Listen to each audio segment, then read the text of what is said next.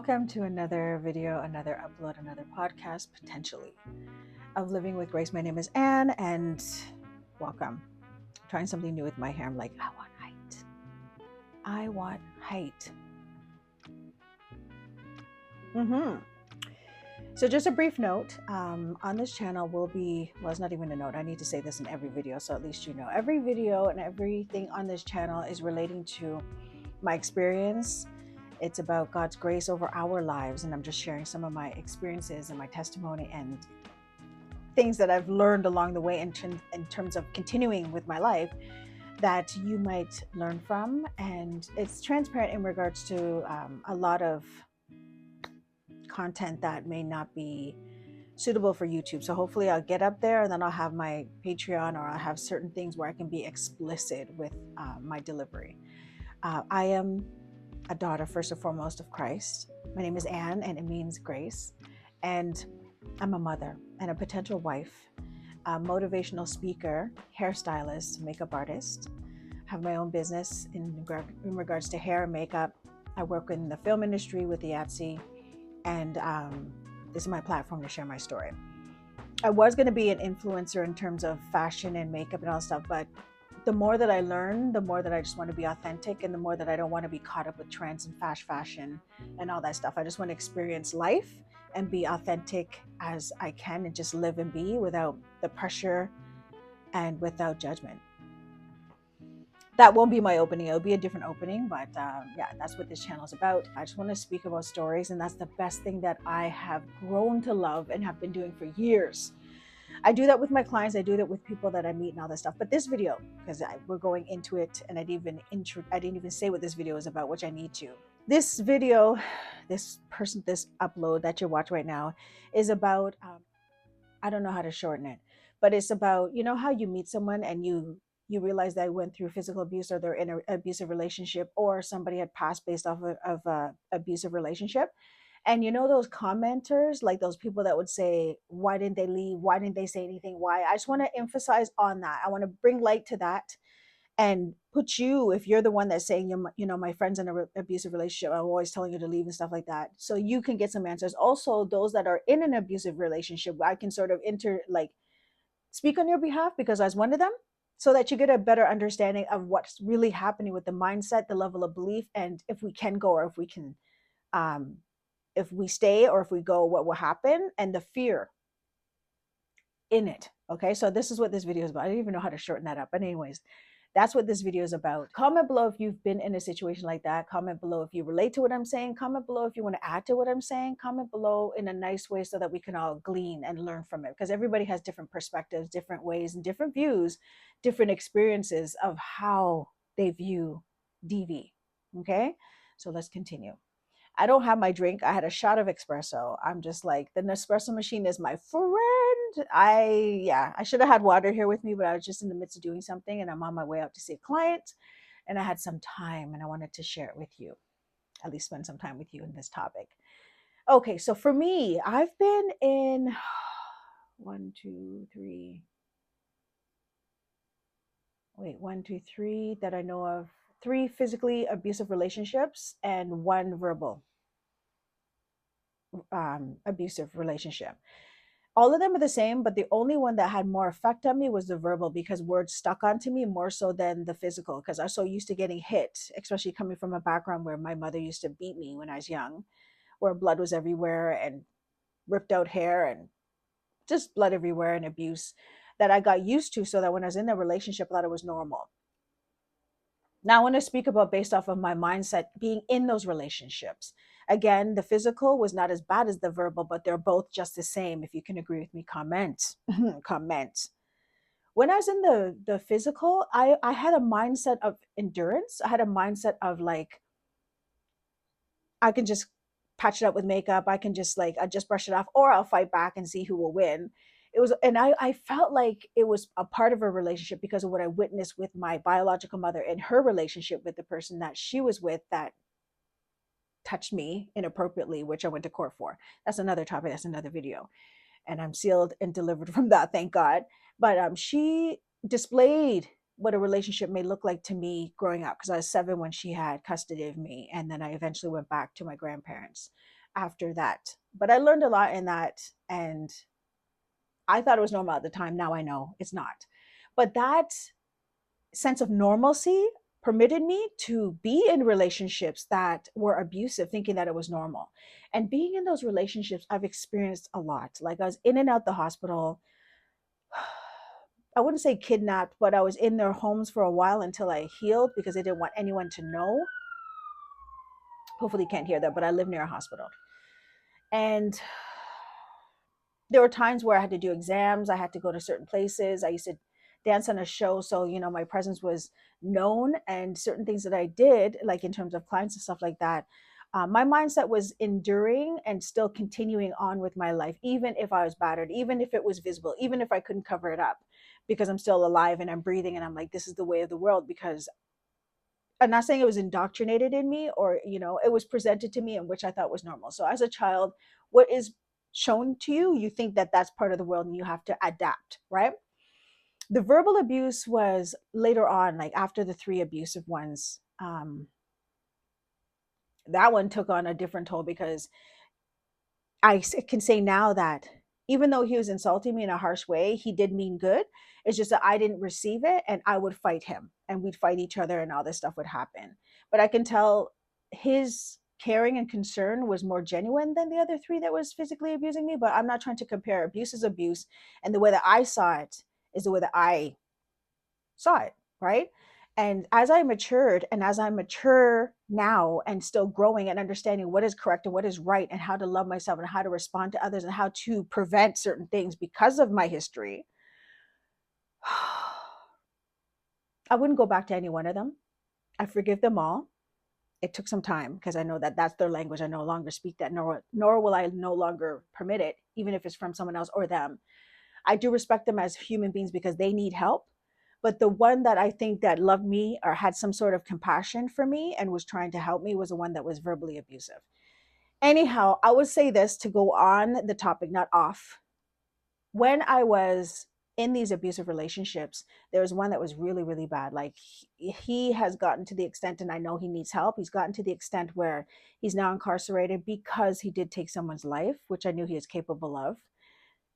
There are others that haven't seen, but I did make friends and make amends after I left them, after I had to go assess myself and grow, and sort of question myself, and then question them, because I wanted to grow. And they actually applauded me for that, because they're like, oh my gosh, and I never thought you're going to ask me why I did what I did to you. I said, yeah, because I wanted to know.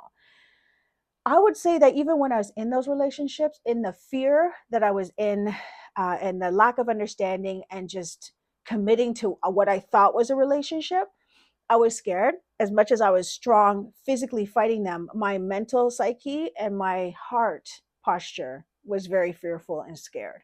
I did not believe I could leave the relationship, so I sort of stayed in it, not with my heart, but stayed in it physically, because of the fear of death. And I hope YouTube doesn't strike this off, but yeah, the fear of that, because of being with someone, being close to them, knowing that what they're capable of will cause a different kind of fear. And it cripples you in a sense of just staying in it, adapting to it. Even if you have a plot of leaving, contacting family, contacting friends, leaving, even if you have kids or no kids, it's like it's down to a minimum of 2% of survival if you do leave. So the thought just goes right out the door, even if you have a concrete plan. Calling 911 was not an option for me, because of the lifestyle that I was in, and the lifestyle that they had.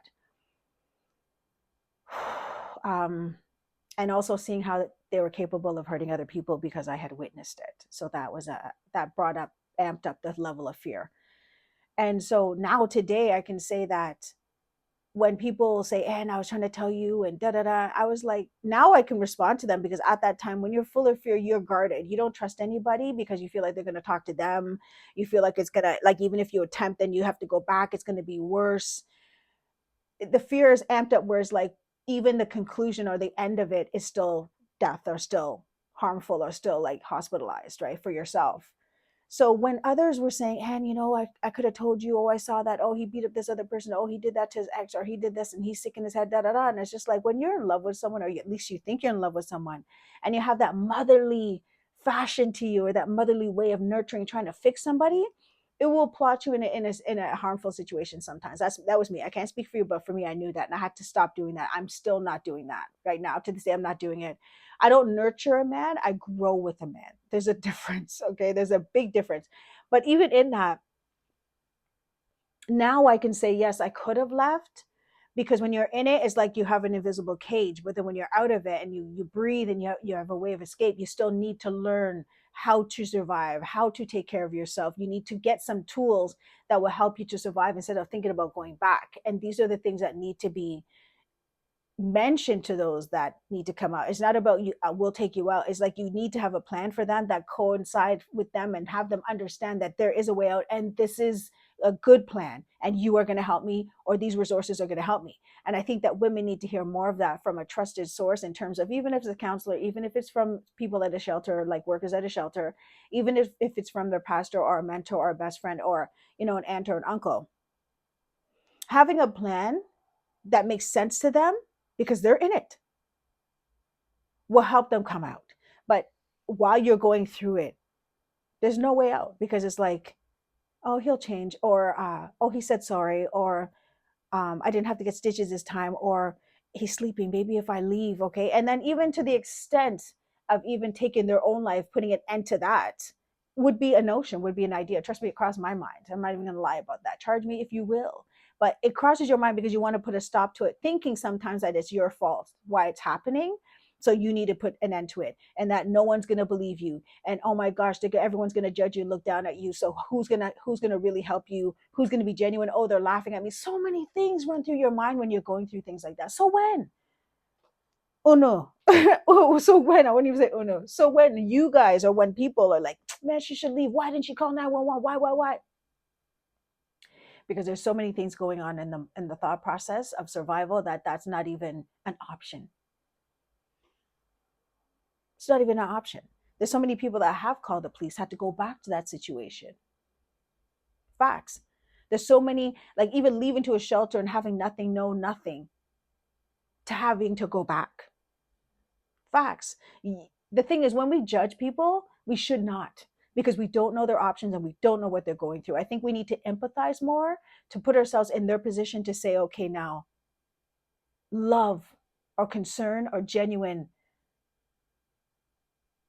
advice would be best, instead of judgment.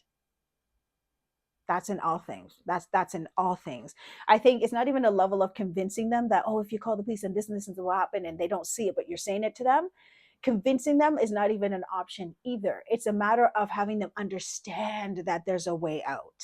Having them understand that the plan is concrete, if you are going to walk aside, like beside them, or have others walk beside them to go through. Because when you are crippled in that situation, there's no way out. Even if the mother and father come around, you feel like there's no way out. Trust me, I've known, and I'm one of them, that even mommy and daddy have taken me out, and I went back. I went right back. Like came to my door, and I walked right out, even from the help that was actually there for me, to go back to what I was leaving, what I was trying to leave. It happens, and it's not stupidity. It's a level of the way you think of yourself, and it's also a level of, this is love, like your understanding of what love is. And I think that when we come aboard and help those, show them how to love themselves, really love themselves, even when we're not around, and let them know what love is, because God is love, but we need to act as God's in their lives. Not God's, but a piece of God. Let God use us to love on them, so they can sense what real love is and get curious about what it actually is, and seek it out for themselves, even when we're not around. That's just something that I wanted, something that I got, and something that helped. I'm just saying, when you're in it, you don't know what they're thinking. So I think we need to give people the benefit of the doubt, instead of judging, and just be an not be a doer in their process of helping, especially if we see it. For us to dismiss it and know that it's happening, I hold myself responsible, especially if someone told me something. I'm just like, you told me for a reason. If I see something and I ask a question because my heart is in a posture of inquiring, that means that I have the unction and the time and the manpower to know and at least help, even if it is kind words. It doesn't have to be help all the way to the end. Other people can help too, but that was an open door or a cry for help. Why I even saw it, or even if it was mentioned, or you know what I'm saying? We cannot dismiss it and say it's not my problem. I think it's everybody's problem. But yeah, let's not be so harsh. Let's not just say, oh, she should have left. It's when you're in it, then you understand why they do what they do or what happens in a situation like that. Yes, we don't want it to be excessive where someone's life is taken. That's why I'm here. Is because the understanding of it will help that person through and help them to receive what they need during. If you're a person that experienced this, DV, I'm going to say DV because we're on YouTube, comment below. If you're out of it, comment below. If you're in it and you don't realize it and you're seeing it because you're watching stuff that indicate that that's what it is, comment below.